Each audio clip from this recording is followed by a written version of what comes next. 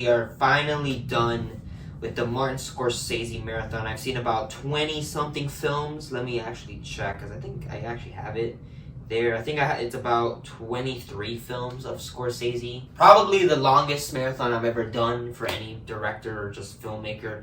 And man, it was something else. It's honestly so good to see this man's career on screen. It's just seeing this master in a way work is just not only a privilege, but also just the pleasure of just seeing this and just truly seeing like the art of film and how film could absolutely inspire and how it could absolutely just it could just make you feel things. It can make you feel certain ways. And I got to see all his movies except for Boxcar Bertha. I might see that movie one day. It all depends whether or not I want to see something bad. But other than that, I've seen pretty much every Scorsese movie that should be talked about in a way. But now we're at the finale, and let's just get right into it. The film that we're talking about is The Irishman. The Irishman is a biographical crime drama, an illustration of Frank Sheeran's life, from World War II veteran to hitman for the Buffalino crime family, and his alleged assassination of his close friend, Jimmy Hoffa. Film's runtime is 209 minutes. Film's rating is R. In color, the novel by Charles Brandt, and the film's directed by Martin Scorsese, known for films like Goodfellas, The Departed, and The Wolf of Wall Street. So, The Irishman. This was a movie that, when it came out, I was super stoked for. I remember being super excited for this film. One is I'm a huge Pacino fan and De Niro fan, and them being in a movie together. It reminds me of like when people. I mean, I wasn't born during the time of when people were anticipating the film Heat, where you're like, oh shit, Pacino and De Niro sharing a screen. Like that is something you don't even see nowadays in film, where you're just hyped for the movie, but you never like watch a movie and like, oh, I can't wait for the two best actors acting in a film. Like you never get that in a movie nowadays. So I felt that for the first time during that time period, and man, that year for filmmaking was something else. Let me just tell you. And I think it was like 2019, just a year of masterful movies. And yeah, The Irishman, super stoked for this film. I was very excited. The runtime was 3.5 hours, and I was like finally getting to see a new mob film by Scorsese. Scorsese hasn't done a mob film since freaking Casino, in a way, or just, yeah, Casino. Because Gangs of New York, I mean, there was mob in the movie, but in all honesty, the last one was probably Casino. And it's such a pleasure to see these three guys working together in film, and I was just, yeah, seeing this film at the time was amazing. I loved it, and seeing it again, I got even a better experience seeing this film again. And yeah, The Irishman is, I would say, Scorsese's godfather. This is an absolute crime epic. 3.5 hours of pure storytelling and just peak directing by Scorsese, and The Irishman is absolutely a flawless film with little nitpicks that I'm going to get into, but other than that, it's absolutely a fantastic, amazing movie. The performance is great. Specifically, you got Robert De Niro playing the Mr. Frank Sheeran, who pretty much was in the crime he was the crime hitman. He was the one that they picked to do the whacking. And yeah, Robert De Niro is fantastic in this film. Robert De Niro is quite possibly one of the greatest actors of all time, and it's great to see him in a Scorsese movie again. The last time he was in a Scorsese film was freaking Casino, and it was just really good to see him in a Scorsese film, them working together again. And man, De Niro's great in this movie. He really pretty much conveys the emotions that this man is going through, especially towards certain situations, specifically with the Union and Jimmy Hoffa. And I think De Niro was great in this movie, but I think the one actor in this film that I genuinely thought just was the best character, just amazing, was Joe Pesci as Russell Buffalino. Of course, it's great. First of all, Joe Pesci, at the time, again, he was retired, so he just came out of retirement to pretty much come and do a Scorsese film, and he plays this, pretty much in this film, he's not what you expect from a Joe Pesci character. He's not loudmouth, saying, being a fucking prick, beating the shit out of people like you expect. But Joe Pesci in this film is a mob boss. Like, he's quiet. When he gets angry, you feel it.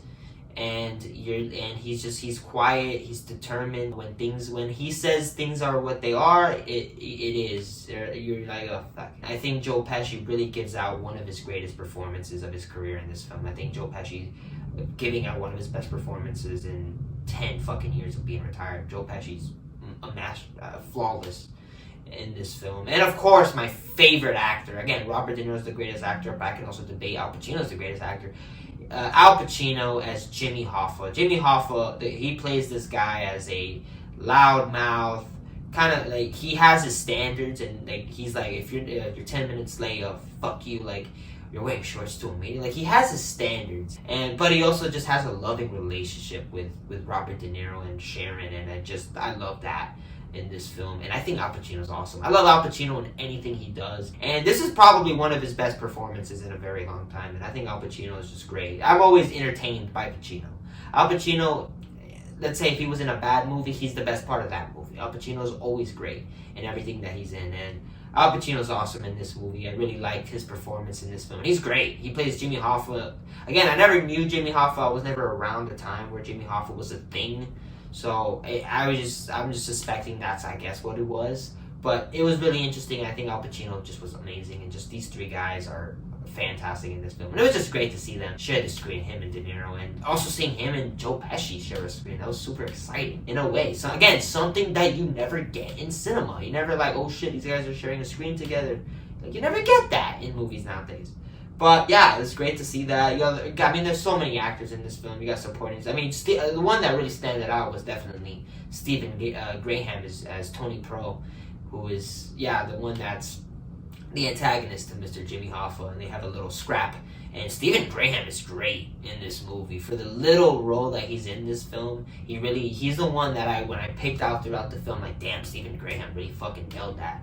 And he's one of the movie actors that I really picked out. And you also got other actors. Ray Romano is the lawyer. It's cool seeing Ray Romano in one of these films. And you also got, what's his name? Sebastian something. He plays the dude that they're like, oh, you do not fucking do that. He kidnapped his mob boss. He was cool in the movie too for the little role. Hell, you even got a dude playing Alan. He was actually in Casino. I don't know if I brought him up in the review, but he was in the movie Casino, and yeah, he's the guy. He actually does the role for him. And you also got him. You also got Anna Paquin, who plays the daughter of Frank Sheeran. We didn't get much of her in this film, though. That's another thing I wish we could get to see more. And yeah, I mean, there's so many actors. I mean, you got Sally Buggs, the guy with the glasses, and it's just so many super guys. Fucking, what's his name? The Whispers guy.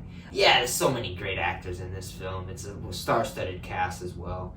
And if I miss somebody, I do apologize. The direction by Scorsese is amazing. This man knows how to make films. This is a beautiful looking movie. The pacing for almost being at 3.5 hours is just, I was never bored with this movie. The story was super intriguing, and I was just very much enthralled from beginning to end. And I just love seeing Scorsese doing his style and just the camera movements and just looking like a mob film.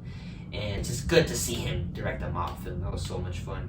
And the screenplay by, of course, the Oscar winner Steven Zaillian, who actually did the screenplay for Schindler's List, American Gangster, and The Girl with the Dragon Tattoo. This is he is a great screenplay artist or writer.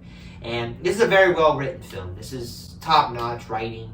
The dialogue is great, at times funny. Like, what you expect from a Scorsese mob movie? They're crime dramas. There's some humor slipped in. It's always entertaining.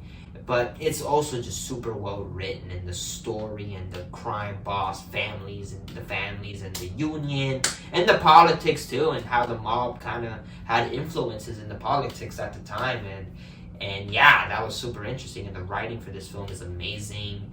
The composer by Robbie Roberts is great. I just love the Irish music that they play in the film. He's great. He did a great job composing the film and the music. The DP by, of course, Rodrigo Prieto, who did the DP for Amores Perros, Brokeback Mountain, and The Wolf of Wall Street. He's pretty much been working with this guy for a bit. And this is a beautifully shot film. His cinematography is just top notch. The camera movements is just fantastic, and The editing by Thelma Schoonmaker, who is of course the editor for Goodfellas, The Departed, and The Wolf of Wall Street.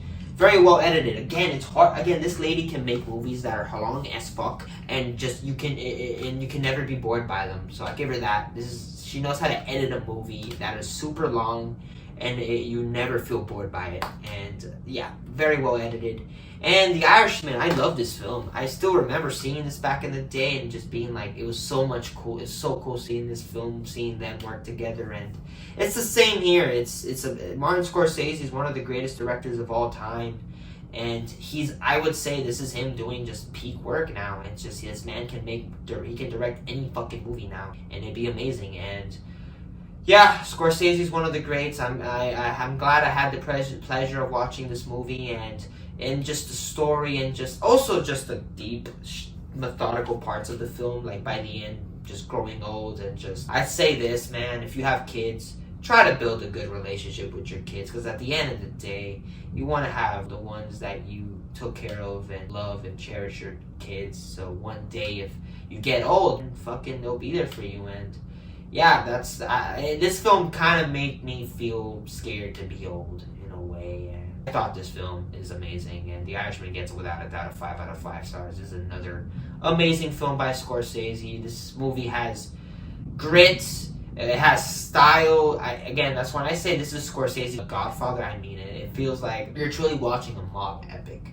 in an era where mob epics do not even exist. And I'm glad I got to see The Irishman, and yeah, this film's awesome. Also, I forgot to mention, I guess, the little nitpicks I had with this film. VFX. Well, not the VFX. I mean, the VFX is in a way a little weird, because it's not like Robert De Niro looks young. Like at the time, that is one of the, I guess, things that the movie had, was the VFX, where it was like, trying to make them look younger, which they did a pretty good job, but it's just difficult. Like, there's a specific scene where you just see Robert De Niro beating the shit out of somebody, and he's supposed to be young, but it's just like he's an old man. He has an old man body, and it just doesn't look right in a way. But yeah, those are the little nitpicks I have with this film. But other than that, this is an amazing film. And yeah, the VFX, in a way, it's different than what you expect. It's not like they take Robert De Niro and put him in, like, if he was looking like he's from Godfather 2 or a freaking Casino or something. It's very much just de-aging them and lessening the wrinkles in a way. So it kind of looks off at times, where it's like Russell Bufalino tells him, "Hey kid," and I'm just like, that is not a Robert De Niro, that is not a kid, bro. But alright, but sometimes, listen, man, when the story's so interesting, sometimes I can just fucking disbelief. I'm like, whatever, fuck it, man, why not? But there is a specific moment where De Niro just fucking gets this dude with the headlock, "Hey, yo, boy," and I'm like, bro, this dude's like 70, and there's a scene where he literally beat the shit out of the dude in a restaurant, and I'm just like, yeah, that's...